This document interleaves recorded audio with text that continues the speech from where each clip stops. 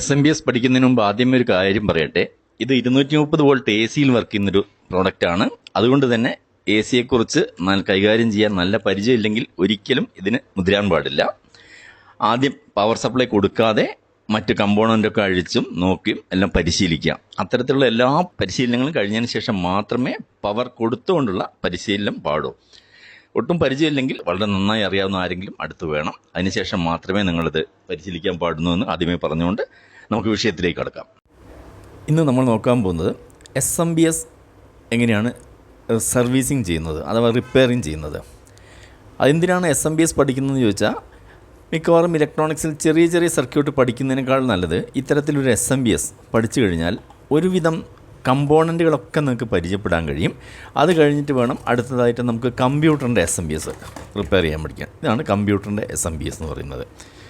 അപ്പം ആദ്യം തന്നെ ചെറിയൊരു SMPS വെച്ച് പഠിച്ച് തുടങ്ങിയതിന് ശേഷം പിന്നീട് നമുക്ക് കമ്പ്യൂട്ടറിൻ്റെ SMPSലേക്ക് വരാം. അതായിരിക്കും കുറച്ചുകൂടി നല്ലത്. SMPSൻ്റെ സർവീസിങ് പഠിക്കുന്നതിന് മുമ്പ് വ്യക്തമായി എന്തൊക്കെ കമ്പോണൻറ്റുകളാണ് അതിനകത്ത് ഉപയോഗിച്ചിരിക്കുന്നത് ഇത് മുഴുവൻ നിങ്ങൾ മനസ്സിലാക്കി അതിൻ്റെ ആ ഒരു വർക്കിംഗ് പ്രിൻസിപ്പിൾ അറിഞ്ഞതിന് ശേഷം നമുക്ക് ഓരോ സെക്ഷനായിട്ട് മനസ്സിലാക്കാം. സ്കീമാറ്റിക് ഡയഗ്രാം പരിചയപ്പെടുന്നതിന് മുമ്പായി ഞാൻ നിങ്ങൾക്ക് ഒരു പേപ്പറിൽ അതൊരു ചെറിയ ബ്ലോക്ക് ഡയഗ്രാം വരച്ചുകൊണ്ട് വളരെ വിശദമായിട്ട് കാണിച്ചു തരാം. അതിനുശേഷം സ്കീമാറ്റിക്കിലേക്കാണ്. ഇതാണ് ബ്ലോക്ക് ഡയഗ്രാം. SMPS അഥവാ സ്വിച്ച്ഡ് മോഡ് പവർ സപ്ലൈ. അപ്പം ഇതിൻ്റെ ആവശ്യം എന്താണെന്ന് നോക്കിക്കഴിഞ്ഞാൽ, സാധാരണ ഒരു ട്രാൻസ്ഫോമർ ഉപയോഗിച്ചാണ് നമ്മൾ ചെയ്യുന്നതെന്ന് വിചാരിക്കുക. ഇതുപോലൊരു ട്രാൻസ്ഫോമർ ഉപയോഗിച്ച് സ്റ്റെപ്പ് ഡൗൺ ട്രാൻസ്ഫോമർ ഉപയോഗിച്ചിട്ടാണെങ്കിൽ എന്ത് സംഭവിക്കും? ഇവിടെ നമ്മൾ 230 വോൾട്ട് എടുത്തു കഴിഞ്ഞാൽ ഇവിടെ 9 വോൾട്ട് ആണെങ്കിൽ 9 വോൾട്ട് സെക്കൻഡറിയിൽ വരും, 12 ആണെങ്കിൽ 12 വരും. പക്ഷേ ഇവിടെ എന്തൊക്കെ വേരിയേഷൻ വരുന്നു? 230 പകരം ഇവിടെ 200 ആവാം, 190 ആവാം. ആ സമയത്തൊക്കെ ഇവിടെയും വോൾട്ടേജ് കുറഞ്ഞുകൊണ്ടിരിക്കും, സ്റ്റെബിലിറ്റി ഇല്ല. പിന്നെ ട്രാൻസ്ഫോമറിൻ്റെ സൈസ് വളരെ വലുതായിരിക്കും. ഇത് ഒരു 1 ആമ്പിയറിൻ്റെ ആണ്. അതുപോലെ 10 ആംസോ അല്ലെങ്കിൽ 20 ആംസ് എന്നൊക്കെ പറയുമ്പോൾ വളരെ വലിയ ഒരു 10 കിലോ വെയിറ്റ് വരുന്ന വലിയ ട്രാൻസ്ഫോമറായി മാറും. കാരണം അത് 50 ഹെർട്സിലാണ് വർക്ക് ചെയ്യുന്നത്. ഒന്നാമതായി ട്രാൻസ്ഫോമറിൻ്റെ സൈസ് കുറയ്ക്കുക. രണ്ടാമതായി സ്റ്റെബിലിറ്റി. ഇൻപുട്ടിൽ ഒരു പരിധി വരെ ഏതാണ്ട് ഒരു 100 വോൾട്ട് മുതൽ 250 വോൾട്ട് വരെ വന്നാലും ഔട്ട്പുട്ടിൽ 12 വോൾട്ട് ആണെങ്കിൽ ഒരു മാറ്റവും സംഭവിക്കാതെ സ്റ്റഡി ആയിരിക്കണം.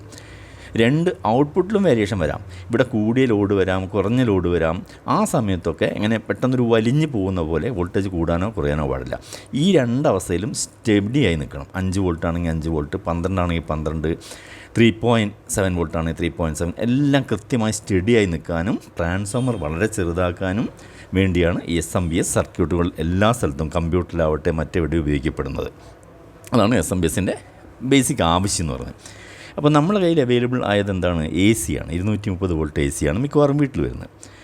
അപ്പോൾ ഇതുകൊണ്ട് നമ്മൾ ആദ്യം അതിനെന്ത് ചെയ്യണം? DC ആക്കി മാറ്റണം. DC ആക്കി മാറ്റിയാൽ മാത്രമേ ഹൈ ഫ്രീക്വൻസി ആക്കി മാറ്റാൻ പറ്റൂ. ഹൈ ഫ്രീക്വൻസി ആവുന്ന സമയത്താണ് ട്രാൻസ്ഫോമർ എപ്പോഴും ചെറുതാവുന്നത്.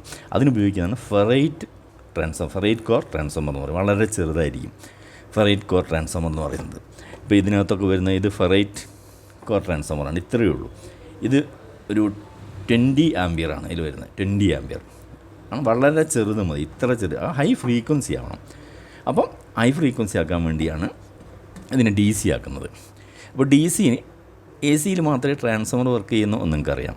അപ്പോൾ ഹൈ ഫ്രീക്വൻസി ആവുന്ന സമയത്ത് ഇതിനെ ഒരു സെക്കൻഡിൽ ഒരു 15,000 അല്ലെങ്കിൽ 20,000 തവണ സ്വിച്ചിങ് ചെയ്യണം. ഇങ്ങനെ ഫ്രീക്വൻസി, ആ സ്വിച്ചിങ് ചെയ്യുന്നതിനാണ് ഫ്രീക്വൻസി അഥവാ അത് ഉണ്ടാക്കുന്ന, അങ്ങനെ സ്വിച്ചിങ് ചെയ്യാൻ വേണ്ടി ഉപയോഗിക്കുന്ന സർക്യൂട്ടിനാണ് ഓസിലേറ്റർ സർക്യൂട്ട് എന്ന് പറയും നമ്മൾ.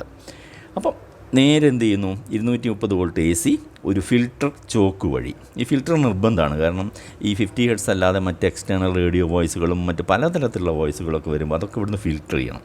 അതല്ലെങ്കിൽ നമ്മൾ ഈ സെക്ഷനിലേക്ക് ബാധിക്കുന്നുണ്ട്. ആദ്യം തന്നെ ഒരു ചോക്ക്, ഇത് കൃത്യമായിട്ട് സർക്യൂട്ടിൽ കാണിച്ചു തരാം. ഫിൽറ്ററിങ് എല്ലാ SMPSലും ഈ ഫിൽട്ടർ സ്റ്റേജ് ഉണ്ടാവും. ഫിൽട്ടർ സ്റ്റേജ് കഴിഞ്ഞ് AC നേരെ റെക്ടിഫയറും കഴിഞ്ഞതിന് ശേഷം DC ആയി കപ്പാസിറ്റർ. നമുക്ക് ഏതാണ്ട് വോൾട്ടേജ് കൂടി 280ഓളം കാണിക്കും. കപ്പാസിറ്ററിൻ്റെ വാല്യൂ 400 വോൾട്ടൊക്കെയാണ് നമ്മളവിടെ ഉപയോഗിക്കുന്നത് മിക്കവാറും. അങ്ങനെ DC കിട്ടി. ഈ DCയെ ഇത്രയും വോൾട്ടേജ് താങ്ങുന്ന മോസ്ഫെറ്റുകൾ ഇവിടെ ഉപയോഗിക്കും. അല്ലെങ്കിൽ ട്രാൻസിസ്റ്റർ മോസ്ഫെറ്റ്, ഈ ഹൈ വോൾട്ടേജിൽ വർക്ക് ചെയ്യുന്ന ട്രാൻസിസ്റ്ററും അനുബന്ധ സർക്യൂട്ടും വെച്ചുകൊണ്ട് ഓസിലേറ്ററായി സ്വിച്ചിങ് ചെയ്യിക്കുന്നു. എന്ന് വെച്ചാൽ വീണ്ടും അതിനെ ഒരു 15,000 കിലോ ഹെർട്സിലുള്ള അല്ലെങ്കിൽ 20,000 കിലോ ഹെർട്സോ അതിന് മുകളിലോ വരുന്നൊരു ഫ്രീക്വൻസി ആകുമ്പോൾ ഈ ട്രാൻസ്ഫോമർ വർക്ക് ചെയ്യും. അങ്ങനെ ഈ ട്രാൻസ്ഫോമറിൻ്റെ സെക്കൻഡറി നമ്മൾ ആവശ്യത്തിനനുസരിച്ച് 12 വോൾട്ട്, 5 വോൾട്ട്, 3 വോൾട്ട് അങ്ങനെ ടാപ്പിംഗ് കൊടുക്കുന്നു. അങ്ങനെ ടാപ്പിംഗ് കൊടുത്ത് പിന്നെ ഡയോഡ് ഇവിടെ ഉപയോഗിക്കുന്ന ഡയോഡിന് പ്രത്യേകത ഉണ്ട്. ഇത് ഹൈ ഫ്രീക്വൻസി ആയതുകൊണ്ട് സ്കോട്ട് കീ ഡയോഡ് എന്ന് പറഞ്ഞ ഡയോഡുകൾ വേണം ഇവിടെ. സാധാരണ നമ്മൾ ഇവിടെ ഉപയോഗിക്കുന്ന 4700 പറ്റില്ല, അത് 50 ഹെർട്സ് ആണ്. അങ്ങനെ സ്കോട്ട് കീ ഡയോഡുകളായിരിക്കും ഇവിടെ വരുന്നത്.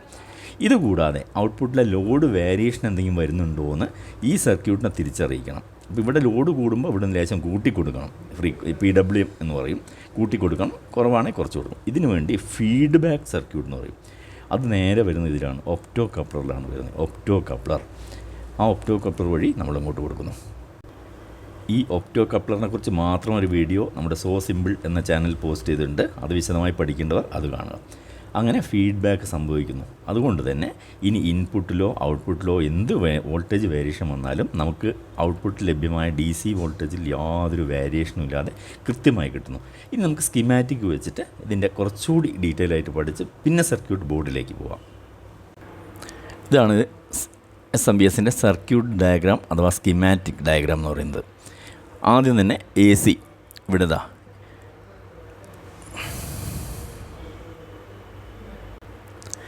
230 വോൾട്ട് AC ഇവിടെ കൊടുക്കുന്നു. Face neutral. ഒന്നിൽ ഫ്യൂസ് കൊടുത്തിരിക്കും. ഇവിടെ എന്തെങ്കിലും ഷോർട്ട് സർക്യൂട്ട് വന്നാൽ പെട്ടെന്ന് ഇത് ഓഫ് ആകാൻ വേണ്ടി ഫ്യൂസ് കൊടുത്തിരിക്കുന്നു. ദെൻ ഇവിടെ കൊടുക്കുന്നതാണ് NTC എന്ന് പറയും. എന്ന് വെച്ചാൽ തെർമിസ്റ്റർ എന്ന് പറഞ്ഞാൽ എത്രയേ ഉള്ളൂ, ഈ സർക്യൂട്ടിലൂടെ കറണ്ട് ഒഴുകുന്ന സമയത്ത് കൂടുതൽ ഒഴുകുന്ന സമയത്ത് സ്വാഭാവികമായിട്ട് ചൂടാവും, റെസിസ്റ്റർ ചൂടാവും. അപ്പോൾ ചൂട് കൂടുമ്പം ഇതിൻ്റെ റെസിസ്റ്റൻസ് വാല്യൂ കുറയും. നേരെ ഓപ്പോസിറ്റാണ്, ചൂട് കൂടുമ്പം വാല്യൂ കുറയും. അതാണ് ഇവിടെ ഈ NTCൻ്റെ ബെനിഫിറ്റ്. അങ്ങനെ വരുമ്പോൾ എന്താണെന്ന് ഒരു ഷോർട്ട് സർക്യൂട്ട് പോലെ വന്ന് ഇവിടുന്ന് തന്നെ ഈ കമ്പോണൻറ്റ് മാത്രം കംപ്ലയിൻറ്റ് വരും, നമ്മുടെ ഇങ്ങോട്ടുള്ള മറ്റ് കമ്പോണൻ്റ് ഒന്നും കേടുവരില്ല. അങ്ങനെ പ്രൊട്ടക്ഷനാണ്. പിന്നെ വരുന്ന ചോക്ക്, ഞാൻ പറഞ്ഞല്ലോ എക്സ്റ്റേണൽ ഫ്രീക്വൻസി ഒക്കെ കടത്തി വിടാതിരിക്കാൻ വേണ്ടി ഫേസ് ലൈൻ ഒരു ചോക്കും ന്യൂട്രൽ ലൈന് സെപ്പറേറ്റ് ചോക്ക് കൊടുത്തുകൊണ്ട് നമ്മളെ ബ്രിഡ്ജ് റെക്ടിഫയർ 4 ഡയോഡ് ഒരുമിച്ച് കൊടുക്കുന്നു. ഇവിടെ AC ഇവിടെ എത്തുന്നു, ഇവിടെ 230 വോൾട്ട് ഈ പോയിൻ്റിലെത്തുന്നു, ഇവിടെ DC ആയി മാറുന്നു. ഫിൽറ്റർ കപ്പാസിറ്റർ കൊണ്ട് കൊടുക്കുമ്പോൾ 280 വോൾട്ട് DC. ഈ DCയെ ഇനി സ്വിച്ചിങ് ചെയ്യിക്കാൻ വേണ്ടിയാണ് മോസ്ഫെറ്റുകൾ ഉപയോഗിക്കുന്നത്. പല നമ്പറിലും വരാം, ഒരുപാട് നമ്പർ, എന്തൊക്കെ നമ്പർ ഉപയോഗിക്കുകയാണെങ്കിലും ബേസിക്കലി വർക്കിംഗ് ഇത് തന്നെയാണ്. അതുകൊണ്ട് നിങ്ങളൊന്ന് പഠിച്ചു കഴിഞ്ഞാൽ ബാക്കിയെല്ലാം വളരെ സിമ്പിളാണ്. ഇതിൻ്റെ ആ പ്രിൻസിപ്പിൾ മനസ്സിലാവണം. അങ്ങനെ ഈ സെക്ഷനെ മൊത്തത്തിലാണ് നമ്മൾ ഓസിലേറ്റർ ഈ 280 വോൾട്ട് അഥവാ 300 വോൾട്ട് DCയെ 20,000 ഹെഡ്സിലേക്ക്, പല ഫ്രീക്വൻസികളും വരുന്നുണ്ട്, അതിലേക്ക് മാറ്റുന്നു. ഹൈ ഫ്രീക്വൻസിയിലേക്ക് മാറ്റുന്നതുകൊണ്ട് നേരത്തെ പറഞ്ഞ പോലെ ട്രാൻസ്ഫോമർ സെക്ഷനാണ് ഈ കൊടുത്തിരിക്കുന്നത്. അപ്പോൾ ഇവിടെ ഓസിലേഷൻ സംഭവിക്കുന്നത് ഇത്രയും സർക്യൂട്ടുണ്ട്. അങ്ങനെ ഓസിലേഷൻ ഇതിൻ്റെ സെക്കൻഡറിയിലാണ് നമ്മൾ ഇവിടെ ഒരു ടാപ്പിങ്ങേ കൊടുത്തുള്ളൂ, 12 വോൾട്ട് മാത്രം. ഇതാണ് ഹൈ ഫ്രീക്വൻസി ആയത് കാരണം സ്കോട്ട് കീ ഡയോഡ്. അങ്ങനെ പോസിറ്റീവ് നെഗറ്റീവ് ഇവിടെ കിട്ടുന്നു. ഒരു ഫിൽറ്റർ കപ്പാസിറ്റർ. ഇതാണ് ഒപ്റ്റോ കപ്ലർ. ഇവിടെ 4N35 അത് ഒരുപാട് നമ്പറിലുണ്ട് ഒപ്റ്റോ കപ്ലർ. അതിനകത്ത് ഇരിക്കുന്നത് ഒരു ഫോട്ടോ ട്രാൻസിസ്റ്ററും ഒരു LED ആണ്.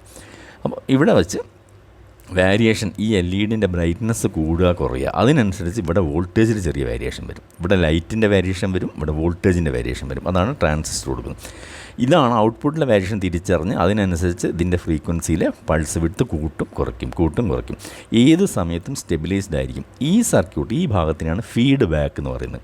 ഇപ്പോൾ സർക്യൂട്ട് ട്രേസ് ചെയ്യുന്നത് നിങ്ങൾക്ക് മനസ്സിലായി. ഇനി നേരിട്ട് ഈ ബോർഡിൽ എന്തൊക്കെയാണ് സംഭവിക്കുന്നുള്ളത് അതിൻ്റെ കമ്പോണൻസ് ഡയറക്റ്റായി കാണിച്ചുകൊണ്ട് പറഞ്ഞുതരാം. ഇതാണ് 12 വോൾട്ടിൻ്റെ ഒരു SMPS ബോർഡ്. മുകൾ വശം, ഇതിൻ്റെ അടിവശം. ഇവിടെ DC നമുക്കിത് നമ്മുടെ പോസിറ്റീവ് നെഗറ്റീവ് എന്ന് മാർക്ക് ചെയ്തിരിക്കുന്നു നിങ്ങൾക്ക് കാണാൻ വേണ്ടി. പിന്നെ ഇവിടെ AC ഇൻപുട്ട് കൊടുക്കുന്നു. അതുപോലെ AC കോഡിൻ്റെ അറ്റം നമുക്ക് എടുത്തതിന് ശേഷം ഇതുപോലെ AC കോഡ്, ഇതുപോലുള്ള AC കോഡിൻ്റെ 2 വയറാണ് ഇവിടെ കൊടുത്തിരിക്കുന്നത്. 230 വോൾട്ട് AC ഇവിടെ വരുന്നു. സർക്യൂട്ട് പറഞ്ഞ പോലെ ഒരറ്റം ഈ റെസിസ്റ്റർ വഴി NTC, ഒരു കപ്പാസിറ്റർ. ഇതാണ് ഫിൽറ്റർ ചോക്ക്, 2 സെക്ഷൻ, ന്യൂട്രനും ഫേസിനും സെപ്പറേറ്റ് ചോക്ക് കാണാം. ഇതുവഴി ഇവിടെ ന്യൂട്രൽ ലൈൻ ഇതുവഴി വരുന്നു, ഫേസ് ലൈൻ ഇതുവഴി വരുന്നു. ഇവിടെയൊക്കെ 230 വോൾട്ട് ആയിരിക്കും. പിന്നെ എങ്ങോട്ട് പോകുന്നു? 4 ഡയോഡ് ഇവിടെ ബ്രിഡ്ജ് ചെയ്യാൻ വേണ്ടി 4 റെക്ടിഫയർ ഡയോഡ് കൊടുത്തിരിക്കുന്നു. 4 ഡയോഡ് നിങ്ങൾക്ക് കാണാം. ഇതുവഴി ഇത് DC ആയി മാറും. ഇതാണ് ഫിൽറ്റർ കപ്പാസിറ്റർ. ഏതാണ്ട് ഒരു 10 MFD 400 വോൾട്ടോളം വരും ഇതിൻ്റെ അളവ് എന്ന് പറയുന്നത്. കൊടുത്തു കഴിയുന്ന സമയത്ത് ഇവിടെ എത്തുമ്പോൾ ഡി സി ആയി കഴിഞ്ഞു, പ്യുവർ ഡി സി ആയി. അപ്പോൾ ഇവിടെ വരെ എ സി, ഇത് കഴിഞ്ഞാൽ ഇവിടെ നിന്നാണ് 250-300 വോൾട്ട് ഡി സി പോയിൻറ്റ്സാണ്. മൾട്ടിമീറ്റർ വെച്ച് നിങ്ങൾക്ക് കടന്നു കഴിഞ്ഞാൽ ഡി സി കാണാൻ കഴിയും. ഇനി ഓസിലേറ്റർ സെക്ഷൻ എന്ന് പറയുന്നത് ഈ സെക്ഷൻ.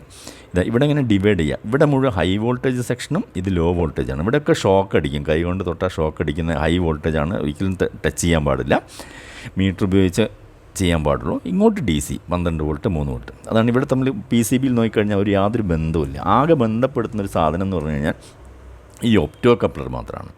ഇതൊന്നും ഇങ്ങോട്ട് കറണ്ടൊന്നും പാസ് ചെയ്യില്ല. ഇവിടെ ലൈറ്റ് കൊണ്ടാണ് ഇതിൻ്റെ പ്രോസസ്സിങ് നടക്കുന്നത്. അപ്പോൾ ഈ ഒപ്റ്റോ കപ്ലറിൻ്റെ വലത് വശത്ത് ഇവിടെ ഒക്കെ ഡി സിയും എ സി ആയിരിക്കും. അങ്ങനെ തമ്മിൽ ഇങ്ങോട്ട് ഷോർട്ട് ആവാതിരിക്കാനും എ സി ഇങ്ങോട്ട് പാസ് ചെയ്യാനും വേണ്ടിയാണ് ഇത് വെച്ച് ഇവിടെ ചെയ്തിരിക്കുന്നത്. ഇതാണ് ഞാൻ പറഞ്ഞ ഫെറൈറ്റ് ട്രാൻസ്ഫോമർ. ഇത്ര ചെറുത് മതി, 20 ആംപിയറിന് വരെ ഇത്ര ചെറുത് മതി, വളരെ ചെറുത്. ഈ ട്രാൻസ്ഫോമറിൻ്റെ പ്രൈമറീനെ ഈ മോസ്ഫെറ്റ് വെച്ച്, അഥവാ ഐ സി ഇതൊരു ഐ സി ആണ് ഉപയോഗിച്ചിരിക്കുന്നത്. അതിനകത്ത് എങ്ങനെ ഡിഫറെൻറ്റ് ടൈപ്പ് വരുന്നുണ്ട്. ഹൈ ഫ്രീക്വൻസി ആക്കുന്നു, ഇവിടെ ഹൈ ഡി സി കിട്ടുന്നു, A C high frequency A C വരുന്നു. അതിനെ ഇത്തരത്തിലുള്ള ഡയോഡുകൾ വെച്ച്, ഇതൊരു ഡയോഡാണ്, ഡബിൾ ഡയോഡ് എന്നൊക്കെ വിളിക്കും ഇതിനെ. 2 ഡയോഡ് ഒരുമിച്ച് വെച്ചിട്ട് കോമൺ സെൻറ്റർ പോസിറ്റീവായിട്ട് എടുക്കും, 2 സൈഡിൽ ഇൻപുട്ട് കൊടുക്കാൻ കഴിയും. അങ്ങനെയുള്ള ഡയോഡുകളാണ്. ഹൈ ആംബിയർ ആയത് കാരണമാണ് ഈ TO220 പാക്കേജിലൊക്കെ വരുന്നത്. ചെറിയ ഡയോഡിനും ഇത്ര ആംബിയർ താങ്ങാൻ കഴിയില്ല. അതിൻ്റെതായ ഫിൽറ്ററിങ് ചോക്കുകളും കോയിലും. ഫീഡ്ബാക്ക് വോൾട്ടേജ് എത്ര വേണം എന്ന് അഡ്ജസ്റ്റ് ചെയ്യാൻ വേണ്ടിയാണ് ഇവിടെ ഇതിലേക്ക് കൊടുക്കാൻ വേണ്ടി ഒരു പ്രീസെറ്റ് വെച്ചിരിക്കുന്നു. നമുക്ക് ചെറിയ രീതിയിലൊക്കെ ഒന്ന് ബാലൻസ് ചെയ്യാം. വോൾട്ടേജിൽ എന്തെങ്കിലും വേരിയേഷൻ ഉണ്ടെങ്കിൽ ഈ പ്രീസെറ്റ് തിരിച്ച് സ്ക്രൂ ഡ്രൈവർ ഉപയോഗിച്ച് നിങ്ങൾക്ക് ഇങ്ങനെ തിരിച്ചിട്ട് ഇതിനകത്ത് കൊടുത്തതിന് ശേഷം ഇങ്ങനെ തിരിച്ചുകൊണ്ട് നിങ്ങൾക്ക് ഇതിങ്ങനെ അഡ്ജസ്റ്റ് ചെയ്യാൻ പറ്റും, അങ്ങോട്ട് തിരിച്ച് അഡ്ജസ്റ്റ് ചെയ്യാൻ പറ്റും. ഇവിടെയാണ് നമുക്ക് ഔട്ട്പുട്ട് കിട്ടുന്നത്. ഇതാണ് ഒരു ബേസിക് പ്രിൻസിപ്പിൾ എന്ന് പറയുന്നത്. ഇത്രയേ ഉള്ളൂ ഇതിൻ്റെ കാര്യം. അപ്പോൾ ആദ്യം നിങ്ങൾ നോക്കേണ്ടത് ഇൻപുട്ടിൽ എ സി വരുന്നുണ്ടോ നോക്കുക. അവിടെ ഫ്യൂസ് സെക്ഷനോ അല്ലെങ്കിൽ ഇങ്ങനെ എന്തെങ്കിലും റെസിസ്റ്റൻസൊക്കെ ബേൺ ആയെങ്കിൽ അത് മാറ്റുക. അപ്പോൾ 230 വോൾട്ട് അല്ലെങ്കിൽ ഇവിടെ 300 വോൾട്ട് ഡി സി കിട്ടിക്കഴിഞ്ഞാൽ, അല്ലെങ്കിൽ 250 കിട്ടിക്കഴിഞ്ഞാൽ ഇത്രയും ഭാഗം ശരിയാണെന്ന് ഉറപ്പിക്കുക. പിന്നെ ഇങ്ങോട്ടൊന്നും നോക്കേണ്ട ആവശ്യമില്ല. പിന്നെ ഓസിലേറ്റർ സെക്ഷൻ വർക്ക് ചെയ്യുന്നുണ്ടെങ്കിൽ മാത്രമേ ഇവിടെ ഇങ്ങോട്ട് വോൾട്ടേജ് പാസ് ചെയ്യൂ. അപ്പോൾ അതുകൊണ്ട് ഇവിടുത്തെ വോൾട്ടേജ് സെക്ഷൻ, ഇതിലെ കമ്പോണൻറ്റുകൾ ഏതെങ്കിലും ഒന്നുകിൽ ഈ ട്രാൻസിസ്റ്റർ ആവാം, ഐ സി ആവാം, ഇങ്ങനെ എന്തെങ്കിലും പോയി കാണും. ഇനി ഔട്ട്പുട്ട് സ്റ്റഡി അല്ലാത്ത വോൾട്ടേജാണ് വരുന്നതെങ്കിൽ അതിന് ഫീഡ്ബാക്ക് ഇല്ല എന്നർത്ഥം. അപ്പോൾ തീർച്ചയായിട്ടും ഈ ഒപ്റ്റോ കപ്ലറാണ് നിങ്ങൾ പരിശോധിക്കേണ്ടത്. ഈ ഒപ്റ്റോ കപ്ലർ നോക്കിക്കഴിഞ്ഞാൽ നിങ്ങൾക്ക് ആ ഫീഡ്ബാക്കിൻ്റെ പ്രോബ്ലം മനസ്സിലാവും. ഇവിടങ്ങളിലൊന്നും സാധാരണ വലിയ പ്രോബ്ലം ഒന്നും വരാറില്ല. വന്നാൽ തന്നെ ഏതെങ്കിലും ഒരു ഡയോഡ് പോയതായിരിക്കാം, അല്ലെങ്കിൽ ഈ കപ്പാസിറ്ററിൽ എന്തെങ്കിലും ചിലപ്പം ഇവിടെ പൊട്ടിയ രീതിയിലൊക്കെ കാണാം, കപ്പാസിറ്റർ കംപ്ലയിൻറ്റ് വരാം. ഇങ്ങനെയാണ് ഏതസമയം. ഇനി ഇതിപ്പോൾ 12 വോൾട്ട് മാത്രമുള്ളതാണ്. നേരെ മറിച്ച് കമ്പ്യൂട്ടറിനെ സംബന്ധിച്ച് ഇതേ പ്രിൻസിപ്പിളാണ്. പക്ഷേ അതിൽ കുറച്ച് വ്യത്യാസം വരുന്നത് എന്താണെന്ന് പറഞ്ഞാൽ അതിനകത്ത് ഒരുപാട് കണക്ഷൻ ഉള്ളതുകൊണ്ടാണ്, ഹൈ ആംബിയർ വരുന്നതുകൊണ്ടാണ് അവർക്ക് ഇങ്ങനെ ചെയ്യേണ്ടി വന്നത്. കമ്പ്യൂട്ടറിലും ആ സെക്ഷനുകളൊക്കെ സെയിം തന്നെയാണ്. നോക്കാം, ഇതാ ഇവിടെയാണ് എ സി വരുന്നത്, സെക്ഷൻ വരുന്നുണ്ട്. എ സി നേരിട്ട് ഒരു ഫിൽറ്റർ ചോക്ക് സെക്ഷൻ വെച്ചിട്ട് നേരിട്ട് എ സി അങ്ങോട്ട് കൊടുക്കുന്നു. വളരെ ആംബിയർ എന്ന് പറഞ്ഞാൽ ഇതും ഹൈ ആംബിയർ ആയതുകൊണ്ട് ഇത്ര വലിയ ഹീറ്റ് സിങ്ക്, ഇതൊക്കെ ചൂടാവുന്ന കമ്പോണൻ്റാണ്, അത് ഒഴിവാക്കാൻ വേണ്ടി കൊടുത്തിരിക്കുന്നു. ഇവിടെ ഹൈ വോൾട്ടേജ് സെക്ഷൻ. പിന്നീട് അടിവശത്ത് ഇവിടെ ഒപ്റ്റോ കപ്ലർ, ഇതിനൊരു 3 എണ്ണം കൊടുത്തിട്ടുണ്ട്. ഒപ്റ്റോ കപ്ലർ കൊടുത്തിട്ട് ഇവിടെ ഹൈ വോൾട്ടേജ് സെക്ഷൻ, ഇവിടെ ലോ വോൾട്ടേജ് സെക്ഷൻ. ആ പറഞ്ഞതുപോലെ തന്നെ. പിന്നെ എന്താണ് ഇതിൻ്റെ പ്രത്യേകത? ഇതിന് വ്യത്യസ്തമായ ഒരുപടി വോൾട്ടേജസ് വേണം. 12 വോൾട്ട്, ഈ കറുത്ത വയറുകളെല്ലാം നെഗറ്റീവായിരിക്കും. 12 വോൾട്ട്, 5 വോൾട്ട്, പ്ലസ് മൈനസ്, അങ്ങനെ ഒരു കമ്പ്യൂട്ടറിൻ്റെ സർക്യൂട്ടിലേക്ക് വേണ്ട എല്ലാ ഡി സി വോൾട്ടേജും കൂടിയ ആംബിയറിലും മാറ്റാൻ വേണ്ടിയാണ് ഇത്തരത്തിൽ ഡിസൈൻ ചെയ്തിരിക്കും. കാണുമ്പോൾ ഒരുപാട് വയറൊക്കെ തോന്നുമെങ്കിലും ഈ ബേസിക് പഠിച്ചു കഴിഞ്ഞാൽ നിങ്ങൾക്ക് വളരെ നിസ്സാരമായിട്ട് തന്നെ സർവീസ് ചെയ്യാം. അതുകൊണ്ടാണ് ഇതിൽ ഓരോ കമ്പോണൻറ്റും ഏതെങ്കിലും പഴയതൊന്ന് സംഘടിപ്പിച്ച് ഓരോ കമ്പോണൻറ്റും അഴിച്ച് അത് ടെസ്റ്റ് ചെയ്യാനും അതിൻ്റെ വോൾട്ടേജും ഒക്കെ പഠിച്ച് വളരെ വ്യക്തമായൊരു ധാരണ വരണം. അപ്പോൾ ഇത് ചെയ്ത് കഴിയുന്നതോടുകൂടി നിങ്ങൾക്ക് ഇലക്ട്രോണിക്സിലൊരു 60% നല്ല പരിചയം കിട്ടിയെന്ന് ഉറപ്പിക്കാം. അതിനുവേണ്ടിയാണ് ഞാനിവിടെ SMPs കാണിച്ചത്.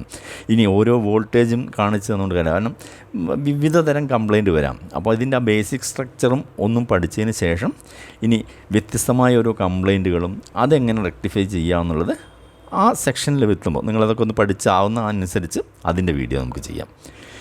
ശരി, മറ്റൊരു വീഡിയോയുമായി കാണുന്നവരെ ഗുഡ് ബൈ.